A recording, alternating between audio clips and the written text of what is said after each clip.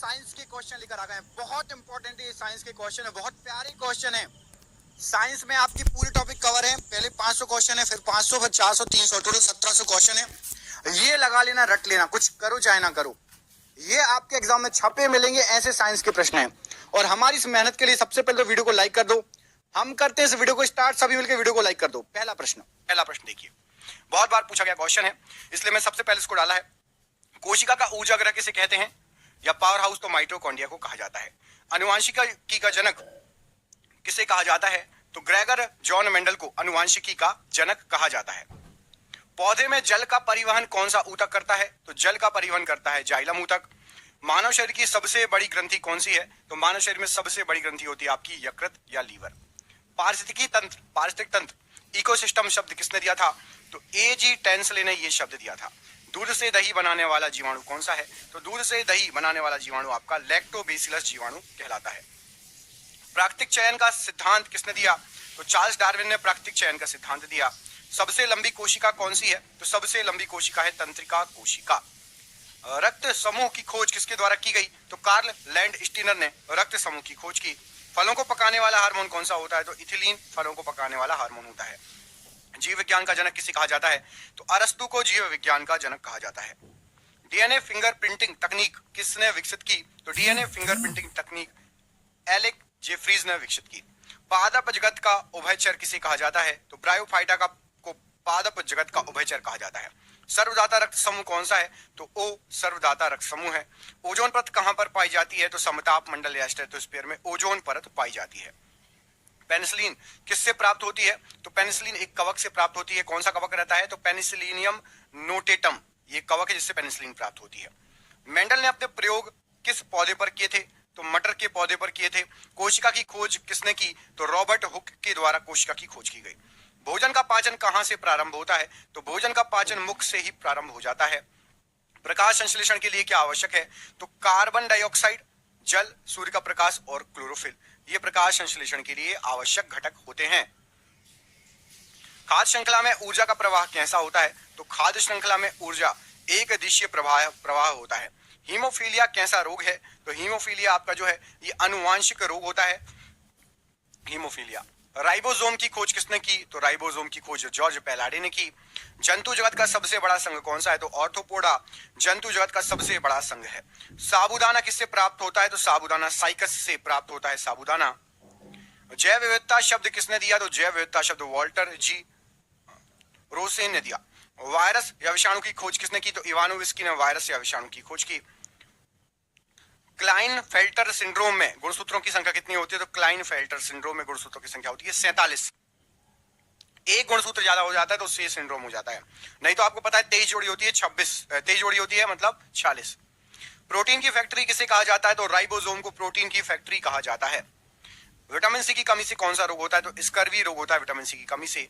श्वसन मूल किस प्रकार के पौधों में पाया जाता है? तो मैंग्रोव पौधे जैसे कि जाइरोफोरा, इसमें श्वसन मूल पाया जाता है। 10% ऊर्जा नियम किसने दिया? तो 10% ऊर्जा नियम जो है ये लिंडमैन का नियम है। अनुवांशिक पदार्थ क्या है? तो डीएनए एक अनुवांशिक पदार्थ है। केंद्रक की खोज किसने की? तो केंद्रक की खोज आपकी रॉबर्ट ब्राउन ने की है केंद्रक की खोज। मछलियां किससे श्वसन करती हैं? तो मछलियां गलफड़ों या गिल्स से श्वसन करती हैं। दोहरा निषेचन किसमें पाया जाता है? तो आवृत्तबीजी पौधों में दोहरा निषेचन पाया जाता है। IUCN का पूरा नाम क्या होता है? तो अंतरराष्ट्रीय प्रकृति संरक्षण संघ IUCN का पूरा नाम है। PCR का पूरा नाम क्या है? तो PCR होता है आपका पॉलीमरेज चेन रिएक्शन। आत्मघाती थैली किसे कहा जाता है? तो लाइसोसोम को आत्मघाती थैली कहा जाता है। इंसुलिन की कमी से कौन सा रोग होता है? तो मधुमेह, डायबिटीज मेलिटस या मधुमेह रोग कहलाता है इंसुलिन की कमी से होने वाला रोग। Right answer. सबसे बड़ा पुष्प कौन सा है? तो रिफ्लेशिया ये सबसे बड़ा पुष्प कहलाता है। अम्ल वर्षा का मुख्य कारण क्या होता है? तो अम्ल वर्षा सल्फर डाइऑक्साइड और नाइट्रोजन ऑक्साइड के कारण होती है अम्लीय वर्षा। ओरिजिन ऑफ स्पीसीज पुस्तक किसने लिखी है? तो ये चार्ल्स डार्विन की पुस्तक है ओरिजिन ऑफ स्पीसीज। कोशिका झिल्ली किसकी बनी होती है? तो ये लिपिड और प्रोटीन की बनी होती है कोशिका झिल्ली। मानव शरीर में हड्डियों की कुल संख्या कितनी होती है? तो 206 हड्डियां होती है मानव शरीर में। पौधों में भोजन का परिवहन कौन सा ऊतक करता है? तो फ्लोएम भोजन का परिवहन करता है पौधों में।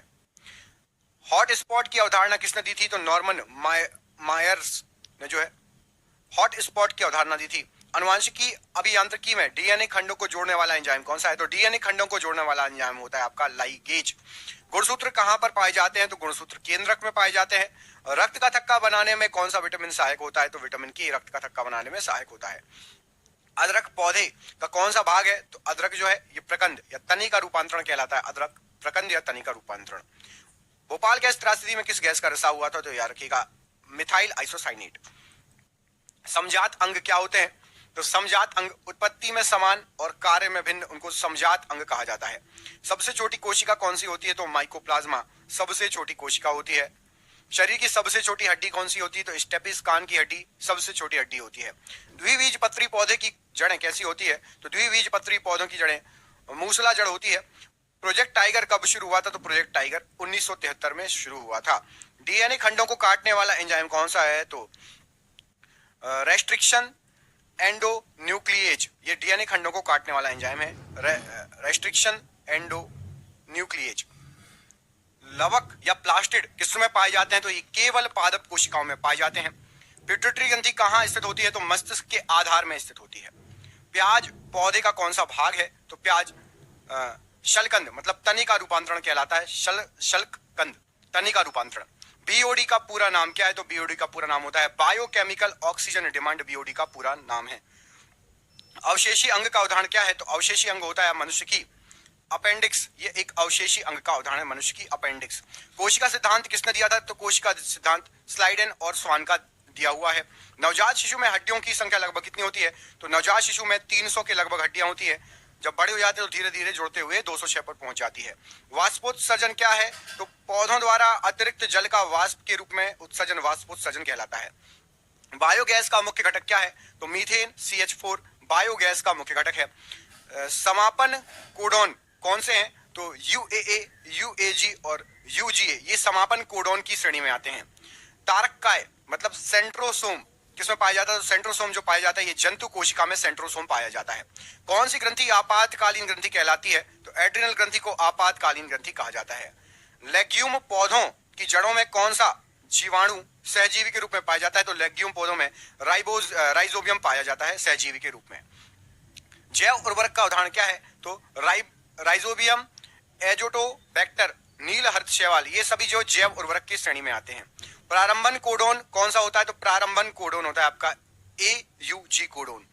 एंडोप्लाज्मिक रेटिकुलम का मुख्य कार्य क्या है? तो एंडोप्लाज्मिक रेटिकुलम का मुख्य कार्य है प्रोटीन और लिपिड का संश्लेषण व परिवहन।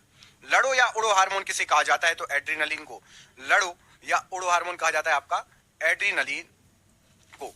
लाइकेन किसका सूचक होते हैं? तो लाइकेन वायु प्रदूषण का सूचक होते हैं, विशेषकर सल्फर डाइऑक्साइड का सूचक होते हैं लाइकेन।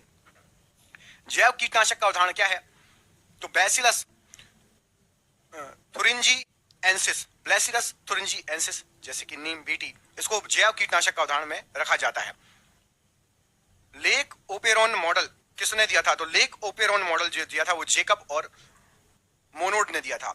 जीवन की मूलभूत इकाई क्या है? तो कोशिका जीवन की मूलभूत इकाई है।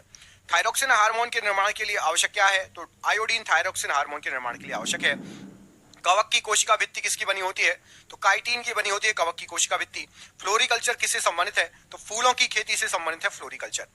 मानव जीनोम परियोजना का लक्ष्य क्या था? तो मानव जीनोम परियोजना का लक्ष्य था मानव डीएनए के संपूर्ण अनुक्रम का पता लगाना। जीव द्रव्य शब्द का प्रयोग किसने किया है? तो पुरकिंजे ने जीव द्रव्य शब्द का प्रयोग किया है। लैंगरहेस की द्वीपिकाएं कहां पाई जाती हैं? तो ये अग्नाशय में पाई जाती है लैंगरहेस की द्वीपिकाएं।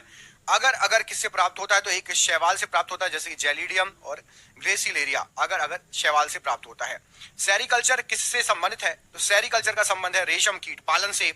टर्नर सिंड्रोम में गुणसूत्रों की संख्या कितनी हो जाती है? तो टर्नर में आपकी एक कम हो जाएगी। टर्नर सिंड्रोम में 46 में से एक कम हो जाएगी, गुणसूत्रों की संख्या 45 हो जाएगी। कोशिका झिल्ली की प्रकृति कैसी होती है? तो अर्धपारगम्य होती है कोशिका झिल्ली की प्रकृति। पुरुषों में मुख्य लैंगिक हार्मोन कौन सा है? तो टेस्टोस्टेरोन मुख्य लैंगिक हार्मोन है।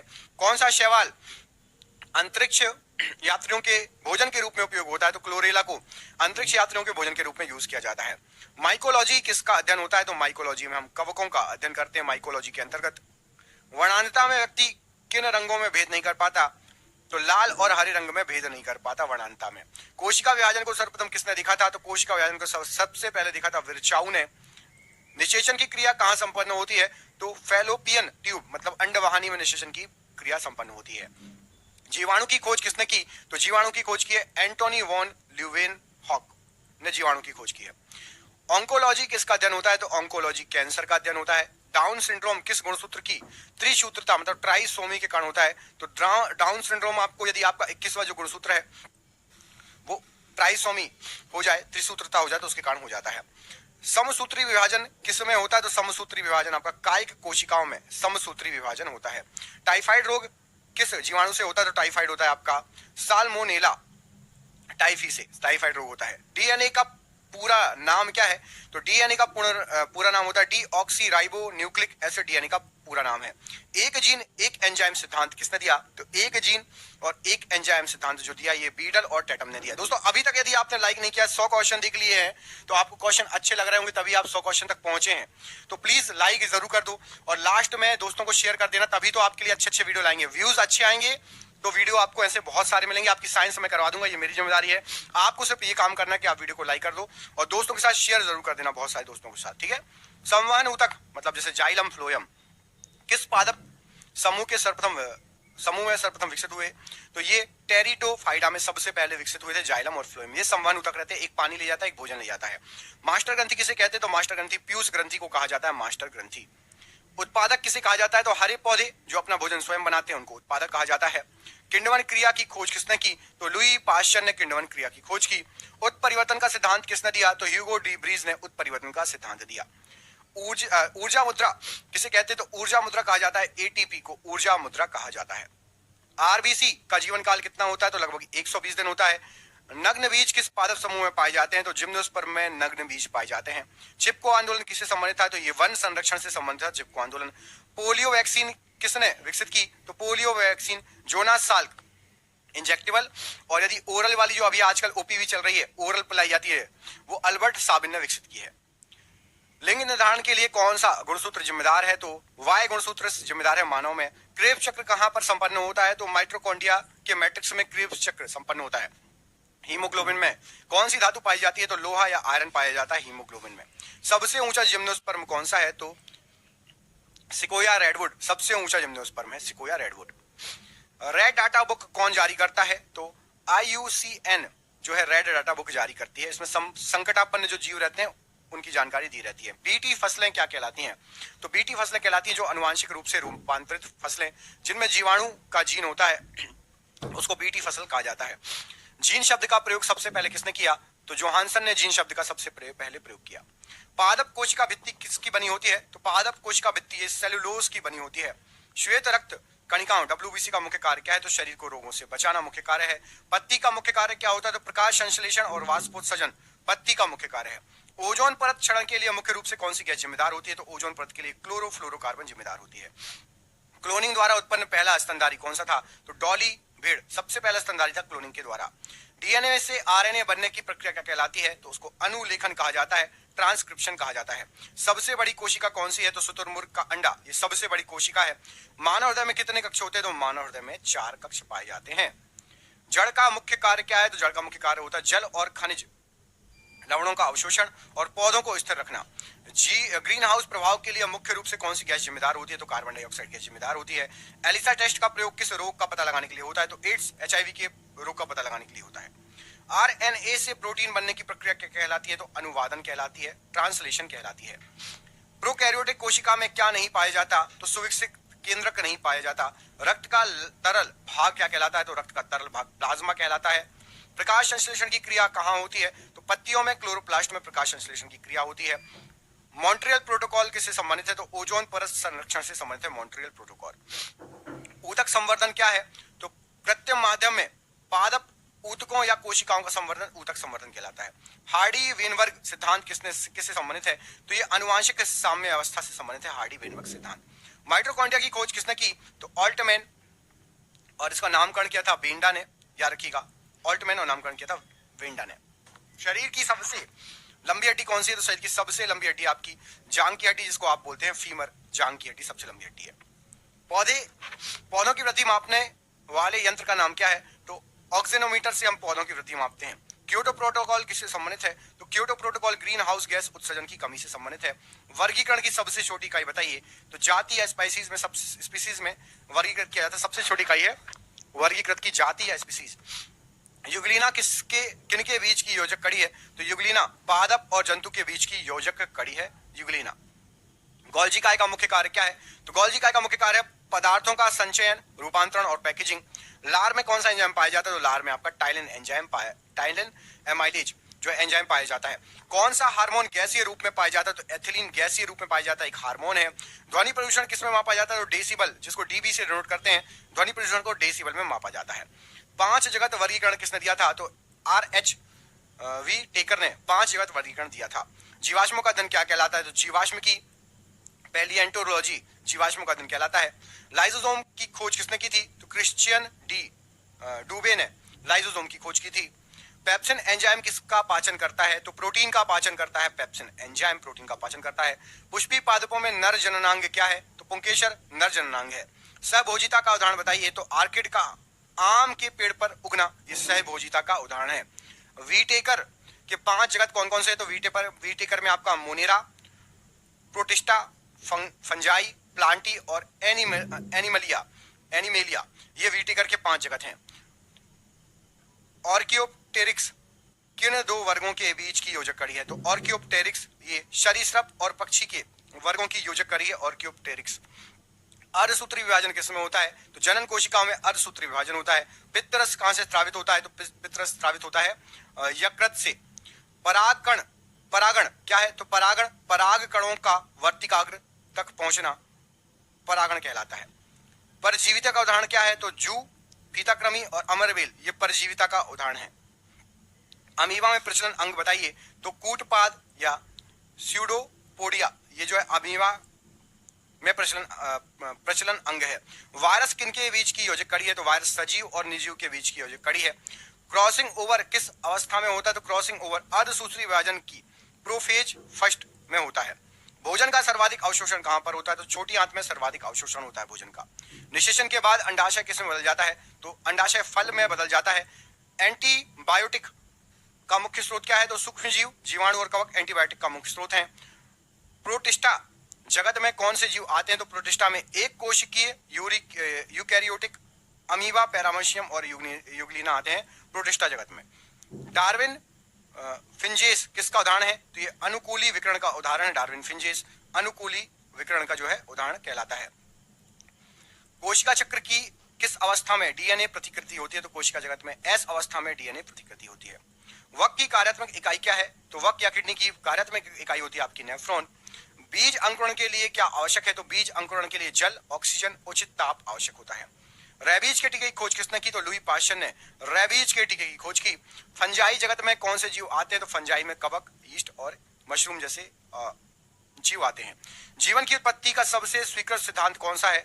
तो रासायनिक विकास का सिद्धांत जो कि ओपेरिन हाल्डेन ने दिया था। एटीपी का पूरा नाम क्या होता है? तो एडिनोसिन ट्राइफॉस्फेट एटीपी का पूरा नाम है। मनुष्य में मस्तिष्क का सबसे बड़ा भाग कौन सा है? तो प्रमस्तिष्क, जिसको सेरेब्रम कहा जाता है। हल्दी पौधे का कौन सा भाग है? तो हल्दी जो है प्रकंद या तनी का रूपांतरण कहलाता है। पार्श्वीकरण का संबंध किससे? तो पार्श्वीकरण ये दूध में निर्जलीकरण जो है ये आपका पार्श्वीकरण का संबंध होता है। किस जगत के जीवों में कोशिका भित्ति नहीं पाई जाती? तो एनीमेलिया में कोशिका भित्ति नहीं पाई जाती। मिलर यूले प्रयोग किससे संबंधित है? तो मिलर यूले प्रयोग जीवन की रासायनिक उत्पत्ति से संबंधित है। समसूत्री विभाजन के फलस्वरूप कितनी पुत्री कोशिकाएं बनती हैं? तो समसूत्री विभाजन के तहत 2 जो है कोशिकाएं बनती हैं। आंख का कौन सा भाग दान किया जाता है? तो आंख में जो है कॉर्निया को दान किया जाता है। घटपर्णी या पिचर प्लांट कैसा पौधा है? तो कीट भक्षी पौधा है घटपर्णी या पिचर प्लांट। चेचक के टीके की खोज किसने की? तो एडवर्ड जेनर ने चेचक के टीके की खोज की। वर्गीकरण की सबसे बड़ी इकाई क्या है? तो जगत या किंगडम वर्गीकरण की सबसे बड़ी इकाई है। लेमार्कवाद का मुख्य आधार क्या है? तो उपार्जित लक्षणों की वंशागति लेमार्कवाद का मुख्य आधार है। अर्धसूत्री विभाजन के फलस्वरूप कितनी पुत्री कोशिकाएं होती है? तो अर्धसूत्री विभाजन में 4 पुत्री कोशिकाएं होती हैं। विटामिन ए की कमी से कौन सा रोग होता है? तो रतौंधी होता है। विटामिन ए की कमी से सबसे छोटा पुष्प कौन सा होता है? तो वुल्फिया सबसे छोटा पुष्प होता है।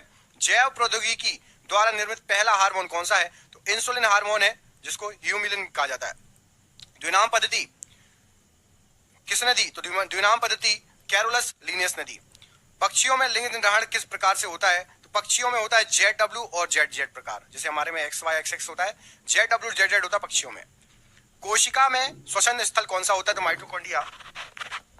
माइटोकॉन्ड्रिया जो है ये कोशिका में श्वसन स्थल होता है।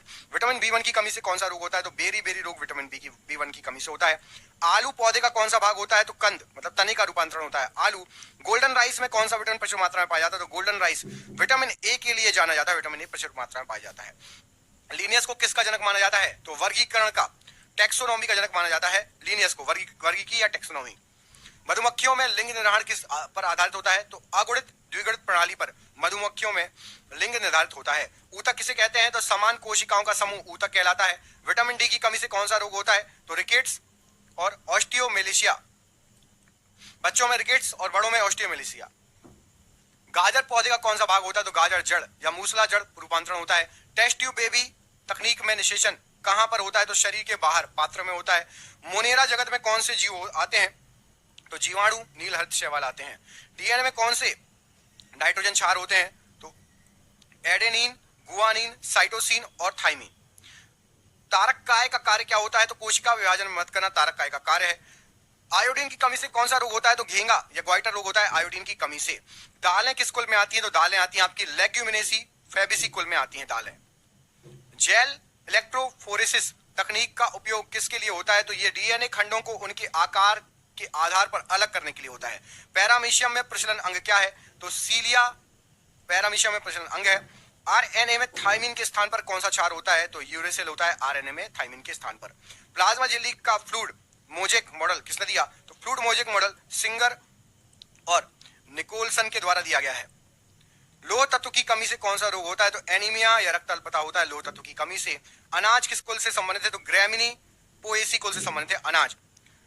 सदर्न ब्लोटिंग तकनीक का उपयोग किसके लिए होता है? तो डीएनए का पता लगाने के लिए सदर्न ब्लोटिंग तकनीक का यूज होता है।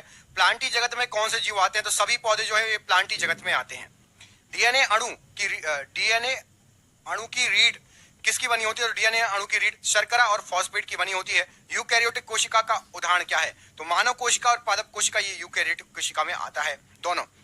प्रोटीन की कमी से बच्चों में कौन सा रोग होता है? तो क्वार्शियोरकर और मेरास्मस बीमारी होती है। कवक और शैवाल का सहजीवी संबंध क्या है? तो लाइकेन कवक शैवाल का सहजीवी संबंध है। नॉर्दर्न ब्लोटिंग तकनीक का उपयोग किसके लिए किया जाता है? तो आरएनए का पता लगाने के लिए किया जाता है। एनिमेलिया जगत में कौन से जीव आते हैं? तो सभी जंतु एनिमेलिया में आएंगे। कोडोन में कितने न्यूक्लियोटाइड होते हैं? तो 3 न्यूक्लियोटाइड होते हैं कोडोन में। क्रोमोप्लास्ट का कार्य बताइए? तो फूलों और फलों के रंगों प्रदान करना क्रोमोप्लास्ट का कार्य है। ऊर्जा का मुख्य स्रोत क्या है? तो ऊर्जा का मुख्य स्रोत है कार्बोहाइड्रेट। यीस्ट क्या है? तो यीस्ट जो है एक कोशिकीय कवक है। वेस्टर्न ब्लोटिंग तकनीक का उपयोग किसके लिए किया जाता है? तो प्रोटीन का पता लगाने के लिए किया जाता है। जीवन की उत्पत्ति कहां हुई मानी जाती है? तो जल में हुई मानी जाती है जीवन की उत्पत्ति। अनुवांशिक कूट जेनेटिक कोड की प्रकृति कैसी होती है? तो जेनेटिक कोड जो होता है ये त्रिक, सार्वत्रिक और अनतिव्यापी। ल्यूकोप्लास्ट का कार्य क्या है? तो भोजन का संग्रहण करना ल्यूकोप्लास्ट का कार्य कहलाता है। तत्काल ऊर्जा के लिए खिलाड़ी क्या लेते हैं? तो ग्लूकोज कार्बोहाइड्रेट लेते हैं तत्काल ऊर्जा के लिए। शैवालों का अध्ययन क्या कहलाता है? फाइकोलॉजी शैवालों का अध्ययन कहलाता है। सूक्ष्म प्रवर्धन क्या है? Micro propagation. तो ये ऊतक संवर्धन द्वारा बड़ी संख्या में पौधे तैयार करना है। पृथ्वी पर सबसे पहले उत्पन्न जीव कौन से माने जाते हैं? तो रसायन पोषी जीवाणु माने जाते हैं। लिंग से अलग रोग का उदाहरण बताइए? तो हीमोफीलिया और वर्णांता है। क्लोरोप्लास्ट का मुख्य कार्य क्या है? तो प्रकाश संश्लेषण है। श्वसन क्रिया में किसका विघटन होता है? तो ग्लूकोज का विघटन होता है श्वसन क्रिया में। कवकों का अध्ययन क्या कहलाता है? तो माइकोलॉजी कहलाता है। सोमा क्लोन क्या है? तो ऊतक संवर्धन द्वारा कायिक कोशिकाओं से उत्पन्न पौधे। डायनासोर किस युग के प्राणी थे? तो डायनासोर मेसोजोइक महाकल्प सरीसृपों का युग। मनुष्य में लिंग निर्धारण किस प्रकार होता है? तो XX और XY प्रकार से। किस कोशिकांग में डीएनए पाया जाता है? तो केंद्रक के अलावा पूछा गया है। तो केंद्रक के अलावा माइटोकॉन्ड्रिया और क्लोरोप्लास्ट में डीएनए पाया जाता है।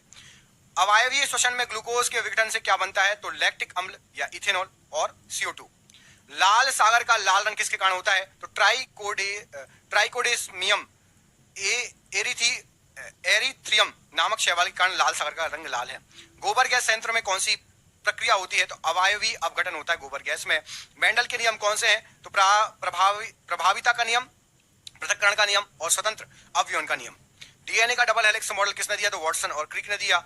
जीव द्रव्य जीवन का भौतिक आधार है या किसने कहा था? तो ये हक्सले ने कहा था। वायवीय श्वसन कहाँ होता है? तो ये माइटोकॉन्ड्रिया में वायवीय श्वसन होता है। डबल रोटी बनाने में किसका उपयोग किया जाता है? तो ईस्ट का उपयोग किया जाता है डबल रोटी बनाने में। ओलेरी कल्चर का संबंध किससे है? तो सब्जियों की खेती से ओलेरी कल्चर का संबंध है।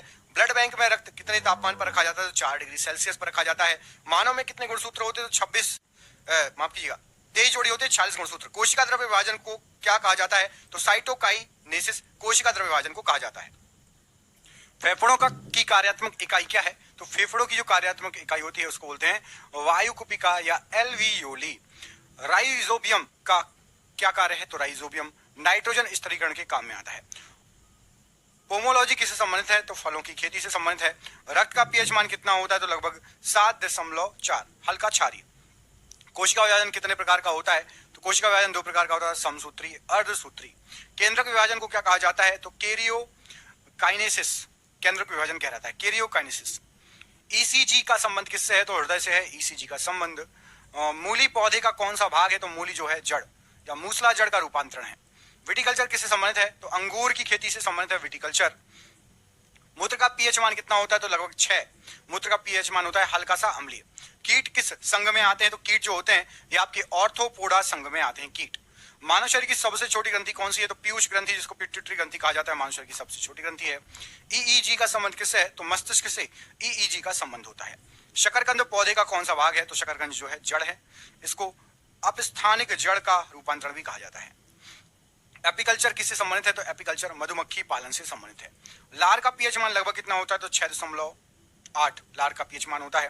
कीटों में कितने जोड़ी टांगे होते हैं? तो कीटों में 6 टांगे होती है, मतलब 3 जोड़ी पूछा गया है तो 3 जोड़ी लगाना, और टोटल टांगों की संख्या पूछी गई है तो आप लगा देना 6 टांगे होती है, 3 जोड़ी टांगे होती है, याद रखिएगा। अगला क्वेश्चन देखो, मानव शरीर की सबसे बड़ी अंतःस्रावी ग्रंथि कौन सी है? तो थायराइड ग्रंथि है। पेस मेकर का संबंध किससे है? तो हृदय से संबंधित है पेस मेकर। एक बीज पत्री पौधे की पत्ती में शिरा विन्यास कैसा होता है? तो समांतर शिरा विन्यास होता है। फिशिकल्चर किससे संबंधित होता है? तो मत्स्य पालन से संबंधित है फिशिकल्चर। दूध में कौन सा प्रोटीन पाया जाता है? तो दूध में कैसीन नामक प्रोटीन पाया जाता है। मोलस्क संघ का उदाहरण बताइए? तो घींगा, सीप और ऑक्टोपस। घोंघा, सीप और ऑक्टोपस मोलस्क संघ के उदाहरण है।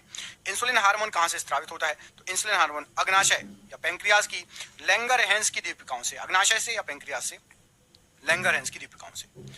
डायलिसिस का संबंध किससे है? तो डायलिसिस का संबंध आपका वक्त या किडनी से है। निषेचन के बाद बीजांड किस में बदल जाता है? तो बीजों में बदल जाता है बीजांड। एंटोमोलॉजी किसका अध्ययन है? तो कीटों का अध्ययन कहलाता है एंटोमोलॉजी। अंडे के सफेद भाग में कौन सा प्रोटीन होता है? तो एल्ब्यूमिन प्रोटीन होता है अंडे के सफेद भाग में। इकाइनोडर्मेटा संघ का उदाहरण बताइए? तो तारा मछली, जिसको स्टारफिश कहते हैं, वो आपकी इकाइनोडर्मेटा संघ का उदाहरण है। सर्वग्राही रक्त समूह कौन सा होता है? तो ए बी रक्त समूह सर्वग्राही है। मानव शरीर का सामान्य तापक्रम कितना होता है? तो 37 डिग्री सेल्सियस, फ़ारेनहाइट में 98.6 डिग्री फ़ारेनहाइट। भ्रूणपोष का क्या कार्य है? तो भ्रूणपोष का कार्य है भ्रूण को पोषण देना। ऑर्निथोलॉजी में किसका अध्ययन होता है? तो पक्षियों का अध्ययन होता है ऑर्निथोलॉजी में। मांसपेशियों में कौन सा प्रोटीन पाया जाता है? तो एक्टिन और मायोसिन प्रोटीन होता है मांसपेशियों में। किस संघ के जंतुओं में जल संवहन तंत्र पाया जाता है? तो इकाइनोडर्मेटा में जल संवहन तंत्र पाया जाता है। आरएच फैक्टर की खोज किसने की? तो लैंडस्टीनर और वीनर ने आरएच फैक्टर की खोज की। वृद्धि हार्मोन कहां से स्रावित होता है? तो पीयूष ग्रंथि से स्रावित होता है वृद्धि हार्मोन। अनिषेक फलन क्या है? तो अनिषेक फलन बिना निषेचन के फल का विकास अनिषेक फलन कहलाता है। हार्पेटोलॉजी किसका अध्ययन है? तो हार्पेटोलॉजी उभयचर और सरीसृप का अध्ययन है। हड्डियों में कौन सा प्रोटीन पाया जाता है? तो हड्डियों में ओसीन नामक प्रोटीन पाया जाता है। मछली किस वर्ग में आती है? तो मछली फिजीस या मत्स्य वर्ग में आती है। आरबीसी का निर्माण कहां होता है? तो आरबीसी अस्थि मज्जा या बोन मैरो में आरबीसी का निर्माण होता है। एक्रोमिलेगी रोग किस हार्मोन की अधिकता से होता है? तो एक्रोमिलेगी रोग वृद्धि हार्मोन की अधिकता से होता है।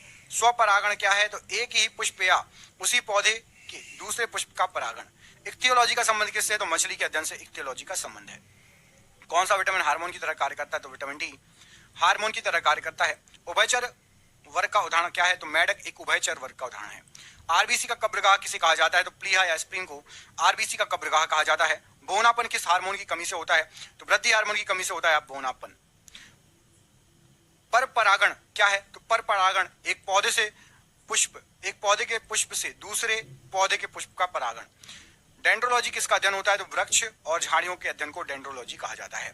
कोशिका झिल्ली को और किस नाम से जाना जाता है? तो प्लाज्मा झिल्ली कहा जाता है कोशिका झिल्ली को। उभयचर जल और स्थल दोनों पर रह सकते हैं, ऐसा क्यों? तो उनके त्वचा में फेफड़ों से श्वसन के कारण वो जल और स्थल दोनों में रह सकते हैं। हीमोग्लोबिन का कार्य क्या है? तो हीमोग्लोबिन ऑक्सीजन का परिवहन करता है, हीमोग्लोबिन।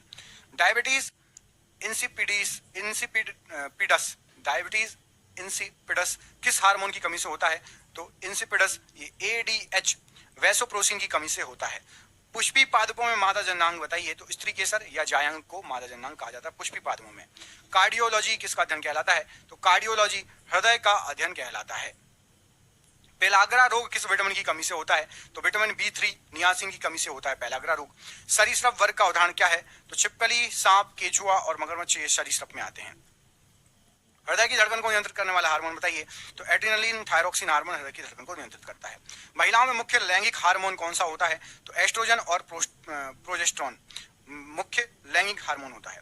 स्त्री केसर के भाग कौन से हैं? तो वर्तिकाग्र, वर्तिका और अंडाशय ये स्त्री केसर के भाग हैं। नेफ्रोलॉजी किसका अध्ययन है? तो वक्त या किडनी का अध्ययन नेफ्रोलॉजी कहलाता है। साइनोकोबाल्मिन किस विटामिन का रासायनिक नाम है? तो विटामिन B12 का रासायनिक नाम है साइनोकोबाल्मिन।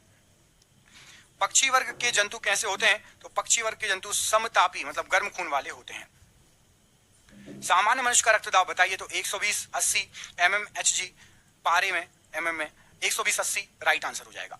अंडाणु का निर्माण कहां पर होता है? तो अंडाणु का निर्माण अंडाशय या ओवरी में होता है। बीजांड कहां पाया जाता है? तो बीजांड जो है ये अंडाशय में पाया जाता है। हेपेटोलॉजी का अध्ययन किसका अध्ययन होता है? तो हेपेटोलॉजी में हम यकृत का अध्ययन करते हैं। किस विटामिन में कोबाल्ट पाया जाता है? तो विटामिन B12 में कोबाल्ट पाया जाता है। पक्षियों का हृदय कितने कक्षों का होता है? तो पक्षियों का हृदय 4 कक्षों का होता है। रक्तदाब मापने वाले यंत्र का नाम बताइए। तो स्फिग्नोमैनोमीटर रक्तदाब मापने वाला यंत्र है। शुक्राणु का निर्माण कहां पर होता है? तो वृषण या टेस्टिस में शुक्राणु का निर्माण होता है। परागकण कहां बनते हैं? तो पराग कोश में परागकण बनते हैं। ऑस्टियोलॉजी किसका अध्ययन होता है? तो हड्डियों के अध्ययन को ऑस्टियोलॉजी कहा जाता है। शरीर में विटामिन ए कहां संचित है? तो यकृत में संचित है विटामिन ए। उड़ने में असमर्थ पक्षी का उदाहरण क्या है? तो शुतुरमुर्ग, कीवी और पेंगुइन ये उड़ने में असमर्थ है लेकिन ये पक्षी हैं सभी। हृदय की ध्वनि सुनने के लिए किस यंत्र का प्रयोग किया जाता है? तो स्टेथोस्कोप का प्रयोग किया जाता है। भ्रूण को पोषण कहां से मिलता है? तो प्लेसेंटा या अपरा से भ्रूण को पोषण मिलता है। पुंकेसर के भाग कौन कौन से हैं? तो परागकोश और पुतंतु ये जो है पुंकेसर के भाग हैं। हीमेटोलॉजी किसका अध्ययन होता है? तो रक्त का अध्ययन कहलाता है हीमेटोलॉजी।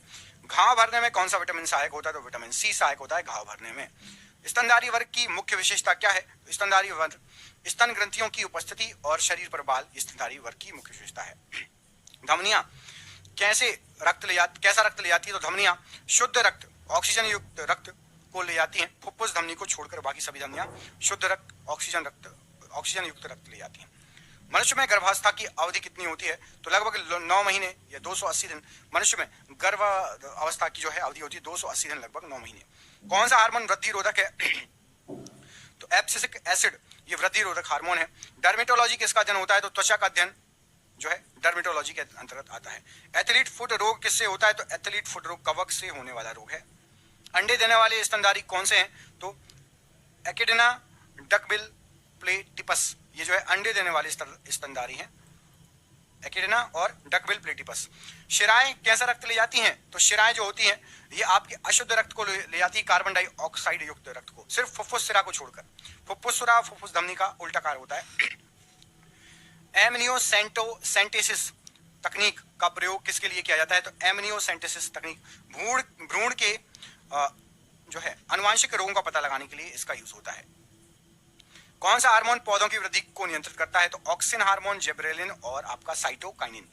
न्यूरोलॉजी किसका अध्ययन होता है? तो तंत्रिका तंत्र का अध्ययन है न्यूरोलॉजी। गंजापन रोग किससे होता है? तो कवक से गंजापन रोग होता है। सबसे बड़ा स्तनधारी कौन सा है? तो सबसे बड़ा स्तनधारी जो है आपका वो है आपका ब्लू व्हेल। सबसे बड़ी धमनी कौन सी है? तो महाधमनी एआर्टा सबसे बड़ी धमनी है। क्षय रोग या टीबी किस जीवाणु से होता है? तो माइकोबैक्टीरियम ट्यूबरकुलोसिस से क्षय रोग या टीबी होता है। वाष्पोत्सर्जन मुख्यतः किसके द्वारा होता है? तो रंध्रों के द्वारा वाष्पोत्सर्जन होता है। वायरोलॉजी किसका अध्ययन है? तो जो विषाणु का अध्ययन है वायरोलॉजी। दाद रोग किससे होता है? तो कवक से फैलता है दाद रोग। सबसे ऊंचा स्तनधारी कौन सा है? तो जिराफ सबसे ऊंचा स्तनधारी में आता है। मानव शरीर में पसलियों की संख्या कितनी होती है? तो 12 जोड़ी 24 मानव शरीर में जो है पसलियों की संख्या 12 जोड़ी मतलब 24। हैजा रोग किस जीवाणु से होता है? तो विब्रियो कोलेरी से हैजा रोग होता है। पौधों में गैसों का विनियमन किसके द्वारा होता है? तो रंध्रों के द्वारा या स्टोमेटा द्वारा होता है। बैक्टीरियोलॉजी किसका अध्ययन कहलाता है? तो जीवाणु का अध्ययन कहलाता है बैक्टीरियोलॉजी। फाइलेरिया रोग किसके कारण होता है? तो वुचेरेरिया ब्रोंकाप्टी या कृमि के कारण फाइलेरिया रोग होता है। चमगादड़ किस वर्ग का प्राणी है? तो चमगादड़ स्तनधारी कहलाता है। मनुष्य की खोपड़ी में कितनी अस्थियां होती हैं? तो 22 अस्थियां होती हैं। क्रेनियम में 8 और चेहरे पर 14 अस्थियां, टोटल खोपड़ी में 22 अस्थियां। मलेरिया रोग किस परजीवी के कारण होता है? तो प्लाज्मोडियम के कारण होता है मलेरिया रोग। पादप जगत का वर्गीकरण किसने किया था? तो उत्तर है एकलर ने पादप जगत का वर्गीकरण किया। एकलर। एंथोलॉजी किसका अध्ययन कहलाता है? तो पुष्पों का अध्ययन कहलाता है एंथोलॉजी। फाइलेरिया का वाहक रोग बताइए। तो क्यूलेक्स मच्छर फाइलेरिया का वाहक रोग है, वाहक है। मांसपेशियों को हड्डी से जोड़ने वाला ऊतक क्या कहलाता है? तो कंडरा या टेंडन। मलेरिया का वाहक कौन है? तो मादा एनोफिलीज मच्छर मलेरिया का वाहक है। अपुष्पी पौधे कौन से हैं? तो अपुष्पी थैलोफाइटा, ब्रायोफाइटा और टेरिडोफाइटा। ये अपुष्पी पौधे से पुष्प नहीं होते। एग्रोनॉमी किससे संबंधित है? तो एग्रोनॉमी फसल उत्पादन और मृदा प्रबंधन से संबंधित है। कालाजार रोग का वाहक बताइए। तो बालू मक्खी सेंट फ्लाई कालाजार रोग का वाहक है। हड्डी को हड्डी से जोड़ने वाला ऊतक, तो स्नायु ऊतक जिसको लिगामेंट कहते हैं, हड्डी को हड्डी से जोड़ता है।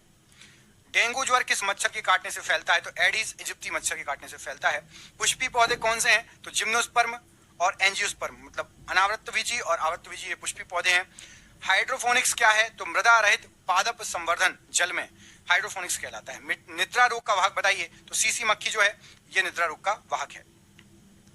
मानव पाचन तंत्र का सबसे लंबा भाग कौन सा है? तो छोटी आंत सबसे लंबी होती है पाचन तंत्र में। एड्स रोग किस विषाणु से होता है? तो एचआईवी से होता है। एड्स सबसे सरल स्थलीय पौधा समूह बताइए। तो सबसे सरल होते हैं ब्रायोफाइटा।